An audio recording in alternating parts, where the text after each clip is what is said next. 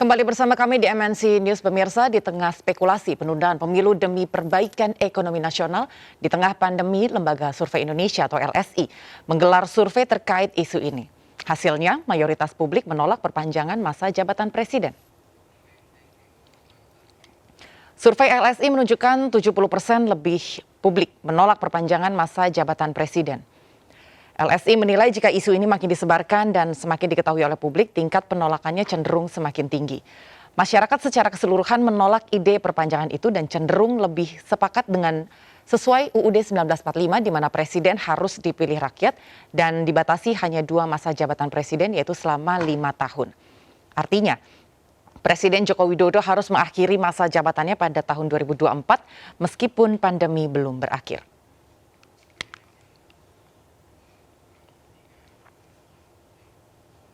Nah, pemirsa, survei LSI menunjukkan mayoritas publik menolak penundaan pemilu atau perpanjangan masa jabatan presiden, yang artinya Presiden Joko Widodo harus mengakhiri masa jabatannya pada tahun 2024 nanti.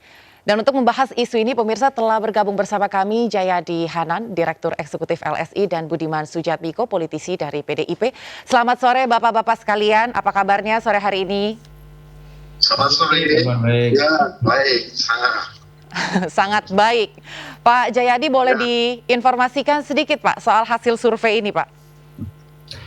Ya, survei dilakukan akhir Februari sampai awal Maret ya, 25 Februari sampai 1 Maret melalui telepon dan mewakili secara representatif populasi Indonesia, minimal 70% populasi Indonesia yang memiliki telepon atau HP. Dari survei yang kita peroleh dari survei tatap muka yang sudah kita lakukan sejak 2018 hingga 2021. Nah, seperti yang Anda sudah sampaikan tadi, kami menanyakan kepada publik bagaimana sikap mereka terhadap isu atau usulan untuk menunda pemilu dan memperpanjang masa jabatan presiden hingga 2027 atau tetap melaksanakan pemilu dan Presiden Jokowi mengakhiri masa jabatannya pada tahun 2024 sesuai konstitusi. Ya, sekitar 70% menyatakan lebih menyepakati, lebih menyetujui untuk tetap melaksanakan pemilu dan Presiden Jokowi mengakhiri masa jabatannya tahun 2024. Yang setuju itu sekitar 20%an saja. Nah, kami menanyakan juga dengan berbagai alasan, kan ada 3 alasan yang terutama dikemukakan, alasan pandemi, alasan pemulihan ekonomi, dan alasan keberlanjutan pembangunan terutama IKN. Ya. Berdasarkan 3 alasan itu, sikap publik yang kami survei sama, sekitar 70% juga mereka menyatakan tetap walaupun alasannya ekonomi, alasan pandemi, alasan keberlanjutan pembangunan, tetap perlu dilakukan pemilu tahun 2024 untuk pergantian kepemimpinan nasional dan Pak Jokowi mengakhiri masa jabatannya. Nah, ini tingkat penolakan ini merata di seluruh segmen ya, baik gender, desa, kota, kemudian usia, terus etnis, wilayah, kemudian agama, kelas sosial, dan sebagainya. Jadi di semua segmen demografi itu merata tingkat penolakannya. Kemudian juga di kalangan pemilih partai umumnya juga sama, termasuk partai yang ketua umumnya mengusulkan ya, Golkar, PAN, dan PKB, sebagian besar pemilih partainya menyatakan mereka menolak perpanjangan masa jabatan tersebut atau penundaan pemilu. Kemudian di kalangan yang pada survei ini tingkat kepuasan Presiden Jokowi kita temukan di angka 66,3%. Ya.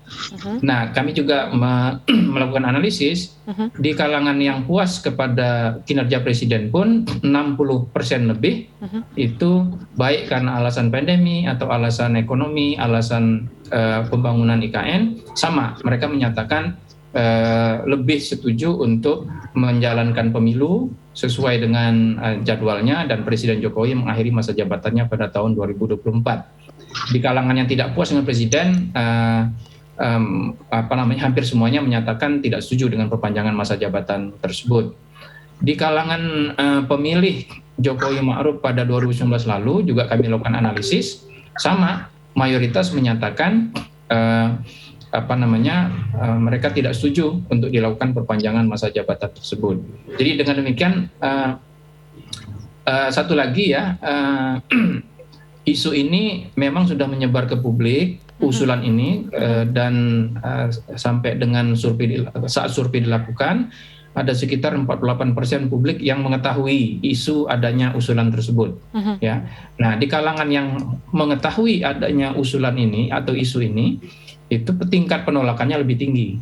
Jadi dengan demikian kita bisa mengatakan bahwa makin terekspos masyarakat kepada isu ini, kepada adanya usulan ini, tingkat penolakannya makin tinggi. Sikap dasarnya itu sekitar 70% menolak, tapi ketika kita cek yang khusus yang mengetahui adanya usulan ini, itu di atas 74-75% penolakannya. Yang tidak mengetahui isu ini, tingkat penolakannya di angka 65-67%. Dengan demikian, kalau disebarkan terus isu usulan ini, kalau berdasarkan analisis ini, membuat kemungkinan tingkat penolakannya akan lebih tinggi lagi. Begitu, Mbak Anggi. Oke, kalau tanggapannya sendiri dari Mas Budiman gimana nih Mas dari hasil survei? 70% katanya setuju kalau pemilu tetap diadakan 2024, Mas. Ya itu sama dengan sikap dan posisi PDI Perjuangan sejak awal, ya bahkan sebelum survei LSI muncul. Kalau kami ya itu adalah sebuah sikap konstitusi. Apa yang kami sikapi di PDI Perjuangan kan basisnya adalah dari segi etika reformasi dan logika berkonstitusi saja. Ya, dari etika reformasi Indonesia sejak tahun 99, yaitu regularitas atau keteraturan untuk melakukan suksesi kepemimpinan dan pembatasan keterpilihan atau boleh dipilihnya seorang presiden hanya 2 kali saja menduduki jabatan, itu adalah amal reformasi. Secara etik itu harus dijaga bareng-bareng oleh kita. Kedua, itu secara etik ya. Kedua, secara logika berkonstitusi ya, kita harus jalankan segala suatu tertib politik kita ya harus sesuai dengan logika konstitusi yang secara jelas termaktub di sana. Nah, apa yang disampaikan oleh Rasid tadi oleh Saudara Jayadi adalah itu maunya konstituen. Jadi ada 2 ya, maunya konstitusi dan maunya konstituen. Yang kedua tadi yang disampaikan oleh Mas Jayadi adalah maunya konstituen. Yang kami sampaikan sebelum bahkan survei itu ada, yang konstitusi sudah jelas mengatakan hanya boleh dipilih 2 kali masa jabatan. Dan pihak secara etika ya untuk kebaikan bersama ini adalah bagian dari reformasi. Ini melampaui konstitusi, melampaui konstituen juga. Suatu yang etis, itu sifatnya lahir dari amanat sejarah perubahan tahun 98 dulu. Karena kita tahu apa akibatnya bagi bangsa ini, ya tidak sehat, ya secara politik tidak sehat, secara sosial, bahkan tidak sehat juga secara budaya, ya ketika ada kekuasaan yang tidak dibatasi, begitu. Kurang lebih ada 3 parpol yang menyetujui penundaan pemilu begitu, Mas Budiman. Di sini dari catatan kami ada PKB, kemudian ada PAN, kemudian Golkar. Nah ini kalau bisa sedikit bertanya nih sama Mas Budiman sebagai PDIP sebagai pemilik saham politik utama pemerintahan, bukannya sebenarnya lebih menguntungkan Mas kalau misalnya pemilu 2024 itu ditunda? Bukannya seharusnya lebih menguntungkan PDIP, Mas Budiman? Pertama, kita tidak sedang berpikir untung-untungan saja. Kita tidak mau berpikir sebagai politisi atau political animal, enggak. Saya justru ingin melihat ini kan ini ujian bagi kami juga, walaupun dari rekan-rekan dari ketiga partai itu mengatakan ditunda saja. Artinya kan satu sisi kita bisa untung-untungan ya, satu sisi kader partai kita terus berkuasa, tapi saya ditunda sampai 2027 satu. Kedua, komposisi kita di DPR RI kan ternyata ditunda juga pemilihannya kan, tapi artinya kita bisa menikmati tambah 2 tahun lagi katakanlah masa kekuasaan atau mayoritasnya PDI Perjuangan sebagai partai terbesar di DPR, bukan mayoritasnya. Nah, kalau kita lihat dari segi untung-untungan saya mungkin ya. Tapi kan kita juga pernah PDI Perjuangan, kita tergoda untuk itu kan, bisa aja kita digoda untuk itu. Tapi kita pernah juga loh, tahun 2004 kita digoda juga untuk masuk kekuasaan, tapi kan PDI Perjuangan bersikap enggak. Lebih kami di luar karena kader partai kami, Bu Megawati gagal pemilu kan, pilpres waktu itu. 2 periode kita berada di luar, ada tarikan, godaan juga untuk masuk dalam kabinet, ditolak selama 10 tahun, dan tetap berada di luar kekuasaan. Nah, artinya kita pernah melalui 2 godaan itu. Ya, kita pernah digoda secara besar pada waktu itu, sekarang digoda lagi, kita tolak. Karena memang kita ingin menjaga etika demokrasi, ya. Karena PDI Perjuangan juga ikut waktu masih namanya PDI dalam perjuangan reformasi, sehingga tahu paketnya ada dalam keadaan seperti itu, ya.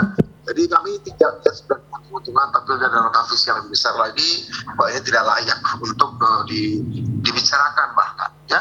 Alhamdulillahnya konstituen berpikir konstitusional, dan konstitusi kita juga ditopang oleh sikap kematangan konstituen kita. Jadi saya kira itu sudah sangat jelas. Terima kasih. Baik, ya, baik Mas Budiman, ini masih seru kalau bicara soal ujian dan mengambil sikap menjunjung tinggi konstitusi. Nanti kita akan lanjutkan usai jeda, Mas Budiman dan juga Pak Jayadi. Kita akan kembali usai jeda, pemirsa, tetap bersama kami di MNC News.